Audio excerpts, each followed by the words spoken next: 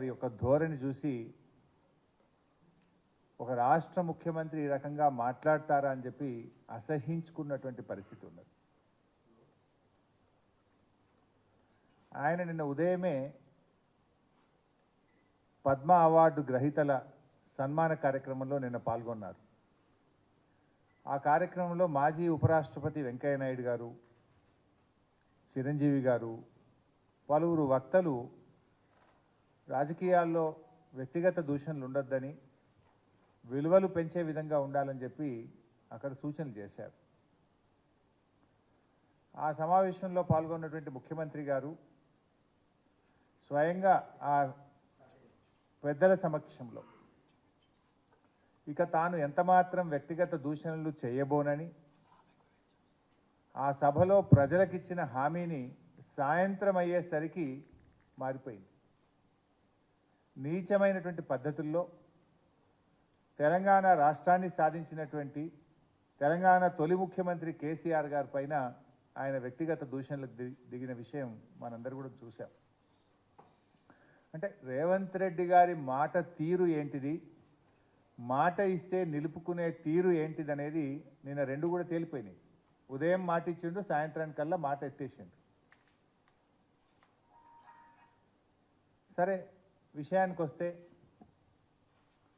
ఇవాళ రాష్ట్ర ప్రభుత్వం మేము అప్పచెప్పేది లేనే లేదు, మేము ప్రాజెక్టులు చెప్పనే చెప్పము అని రంకెలేస్తూ ఉన్నారు.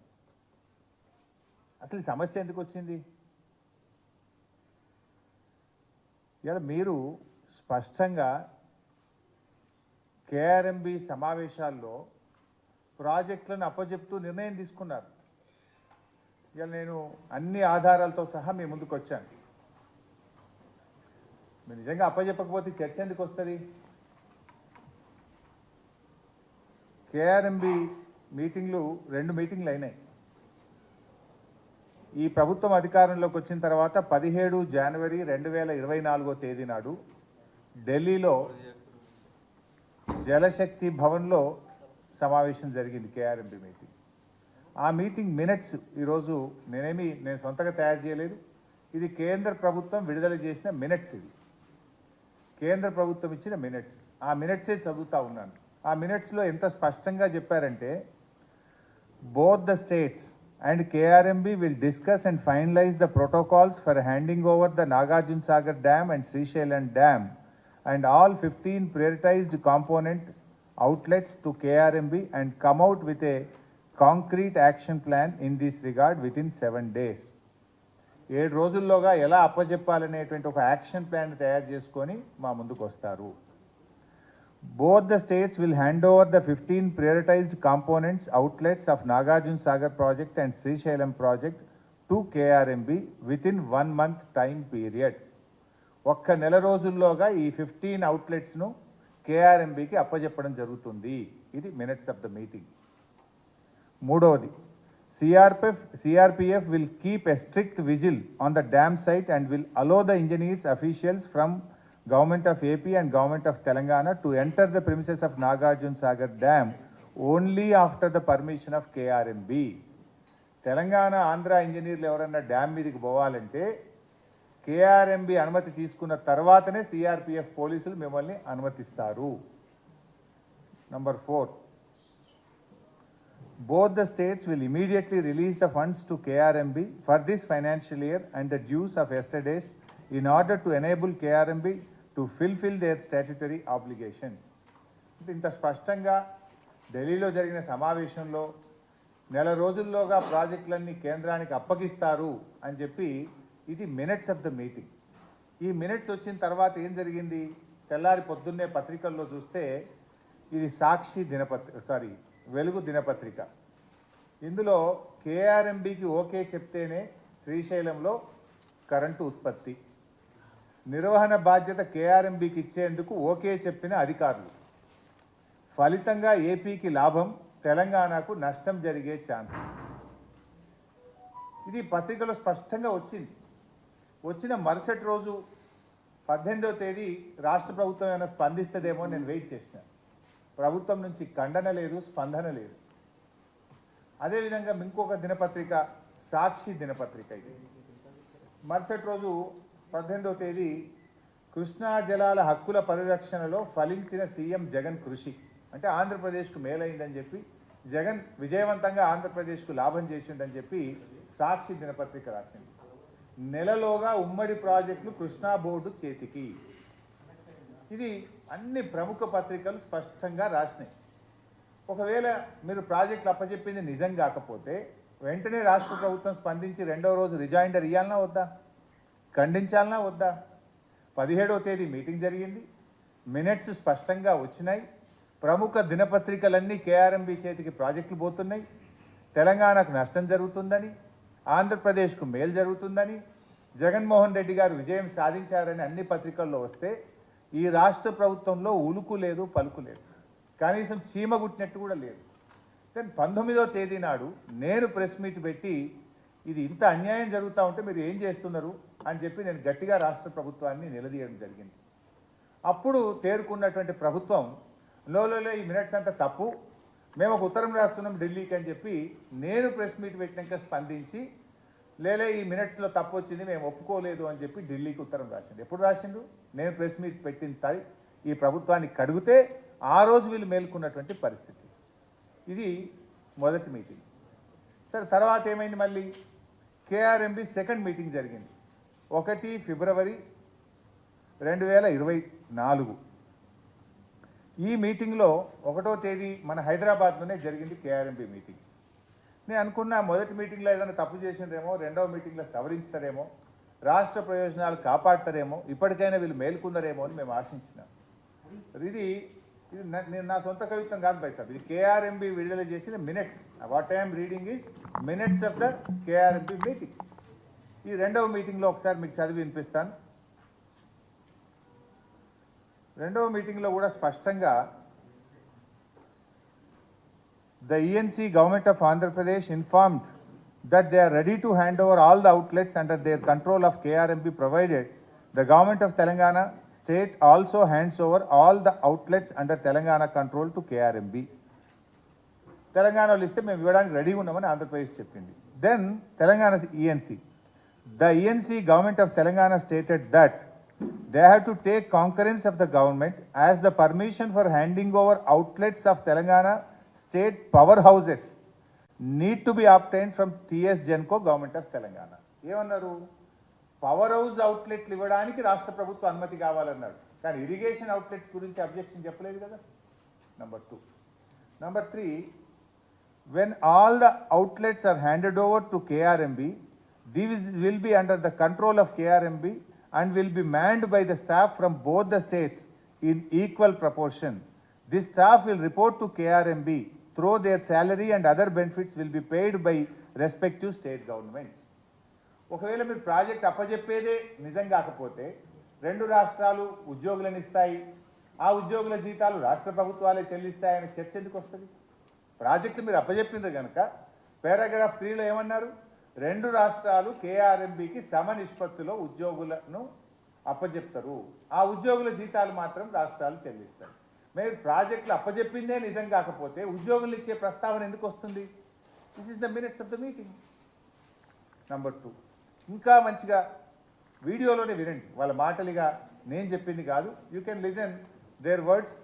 వాళ్ళు 2వ కేఆర్ఎంబి మీటింగ్ జరిగిన తర్వాత బయటకు వచ్చి ఆంధ్రప్రదేశ్ ఈఎన్సీ గారు, తెలంగాణ ఈఎన్సీ గారు మీడియాతో మాట్లాడారు.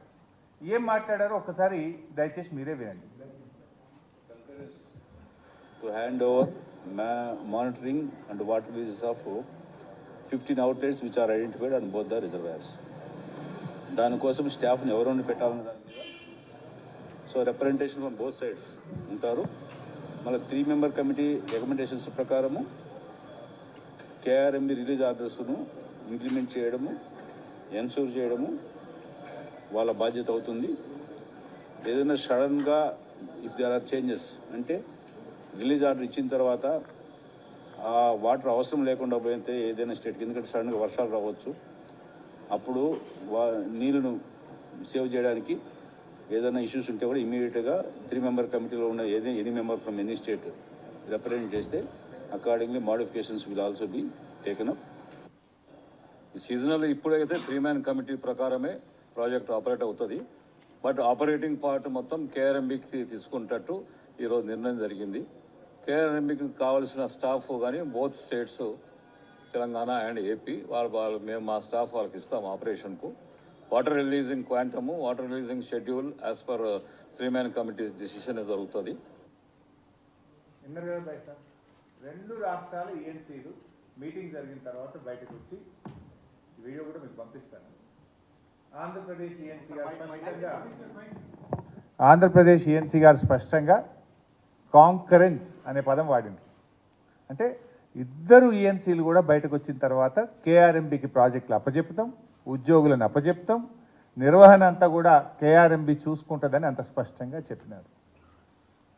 దీన్ని బట్టి ఒక విషయం ఏమర్థమైంది, ప్రాజెక్టుల విషయంలో ఎవరెన్ని మాటలు చెప్పినా 10 ఏళ్లలో కేసీఆర్ గారి ప్రభుత్వం కేఆర్ఎంబికి ప్రాజెక్టులు అప్పచెప్పలేదు.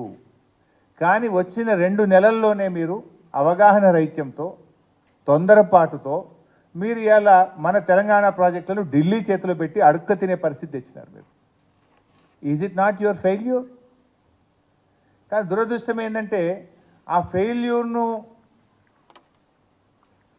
కప్పుకోవడానికి, అంటే ఆ ఫెయిల్యూర్ను ఒక తప్పును కప్పిపుచ్చుకోవడానికి మరిన్ని తప్పులు చేసే విధంగా ఒక అబద్ధాలు మాట్లాడడం, ఎదురుదాడికి దిగడం, దుర్భాషలు ఆడడం, ఇది ఒక ముఖ్యమంత్రికి తగునా అని నేను అడుగుతా ఉన్నా. సరే, వ్యక్తిగతంగా రాజకీయాలు, ఎలక్షన్లు, ఓట్లు, సీట్లు అంటే ఎంతైనా తిట్టుకుందాం, ఓకే, కొట్లాడదాం. కానీ ఇది రాష్ట్ర ప్రయోజనాలు, ఇది జాతి భవిష్యత్తు, ఈ రాష్ట్ర ప్రజల భవిష్యత్తును ఫనంగా పెట్టొద్దని నేను ముఖ్యమంత్రి గారిని కోరుతా ఉన్నా. బేషిజాలు కాదు కావాల్సింది, మనము రాజకీయాలకు అతీతంగా రాష్ట్ర ప్రయోజనాలు కాపాడాలి. అన్ని అబద్ధాలు. అంటే ఇలా అబద్ధాల పునాదుల మీద ప్రభుత్వాలు నడపాలనడం అనేది కరెక్ట్ కాదు. ప్రభుత్వాలు ప్రజల కోసం పనిచేయాలి, రాజకీయాల కోసం కాదు.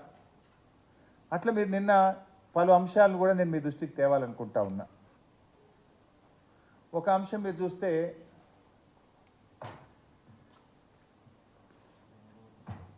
వారు ఇది ఈనాడు దినపత్రిక, ఇందులో మీరు చూస్తే ఒకసారి ఫ్రంట్ పేజ్లోనే ఈనాడు పత్రిక రాసింది,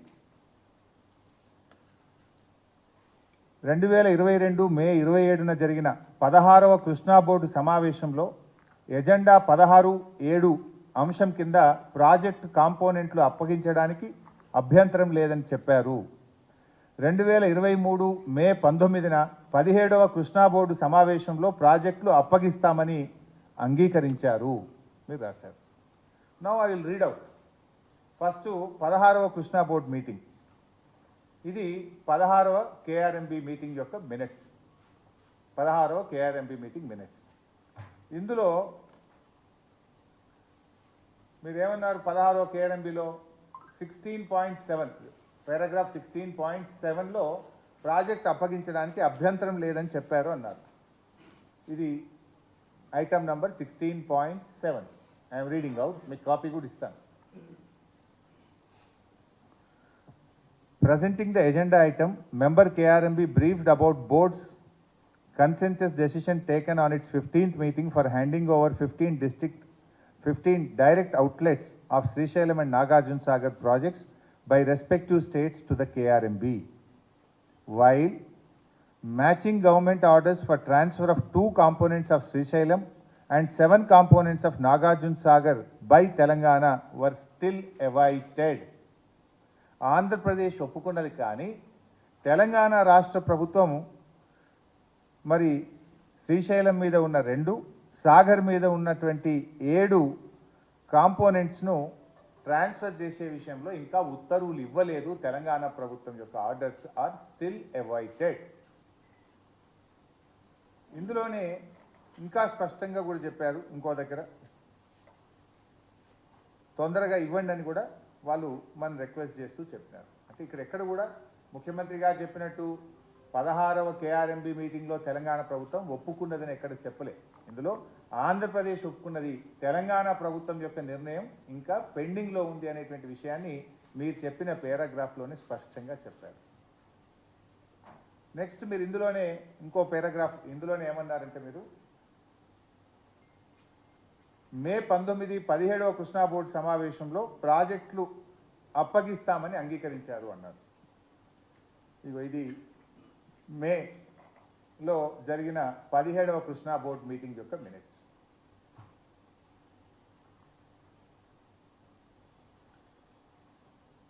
ఇందులో నేను page number 10 paragraph 17.11 Government of AP has already issued directions for handing over a total of 6 prioritized components of Srisailam and Nagarjuna Sagar project under their control to KRMB on 14/10/2021, GO number 54, GO number 17 respectively, as per the decisions taken by the 15th board meeting. To this, ఇప్పుడు తెలంగాణ అంశం.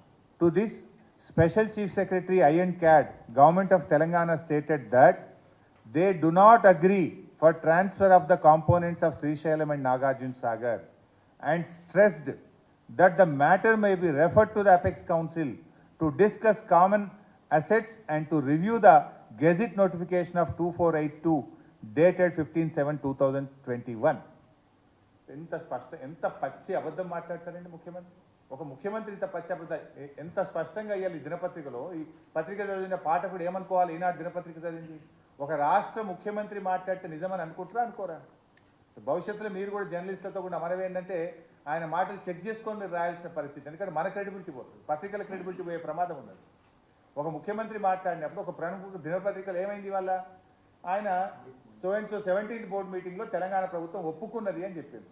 17th board మీటింగ్లో ఎంత గట్టిగా చెప్పిండు Telangana irrigation special CS, మేము ఒప్పుకునే సమస్యే లేదు, ఈ సమస్యను పూర్తిగా చర్చించడానికి అపెక్స్ కమిటీకి అంటే 2 ముఖ్యమంత్రులు కేంద్ర జలవనరుల మంత్రి అధ్యక్షతన జరిగే సమావేశానికి రెఫర్ చేయండి.